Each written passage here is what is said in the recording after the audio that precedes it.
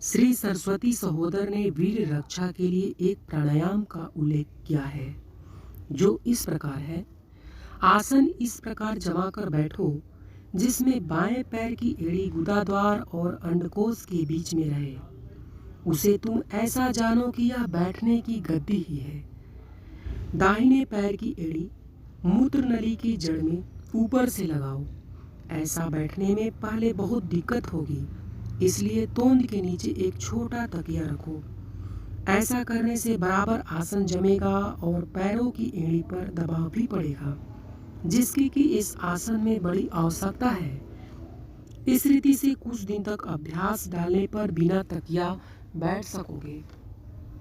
आसन लगाने पर पैर का ऊपरी भाग नीचे की ओर, निचला भाग ऊपर की ओर आसानी से नहीं होता। अच्छी तरह ख्याल रखो कि पैरों की उंगलियों पर आसन न जमने पाए। आसन पूर्णतया जमने पर दोनों पैरों के मणिबंध परस्पर में मिल जाते हैं। यही बराबर आसन की पहचान है। यह भी बराबर ख्याल में रहे कि जहाँ पर एड़ी लगाई जाती है वहाँ पर एड़ियों का अच्छी तरह से दबाव पड़ना चाहिए। इस प्रकार आसन जमने पर देखें कि कौन से नथुने से श्वास निकलती है। जिस नथुने से श्वास न निकलती हो उस नथुने को हाथ के अंगूठे से बंद कर दे और जिस नथुने से श्वास बाहर निकलती हो उस नथुने से धीरे धीरे श्वास भीतर खींचे। श्वास खींचने पर उसी प्रकार गुदाद्वार संकुचित कर ले। फिर प्रयोग संपूर्ण हुए बिना प्रसारित न करें। पहले इच्छा तो होगी कि गुदाद्वार ढीला और रहा भी न जाएगा, पर यह पक्का ख्याल रखें कि इस क्रिया को काबू करना है। गुदाद्वार संकुचित कर लेने के बाद दोनों नथुने बंद कर लें। पेट के भीतर जो श्वास खींच रही है उसे बाहर न छोड़ें और पेट में गति दो, अर्थात मूत्र नली के द्वारा कोई पदार्थ पंप की तरह पेट से खींच रहे हैं। इस प्रकार पेट छोटा बड़ा करें।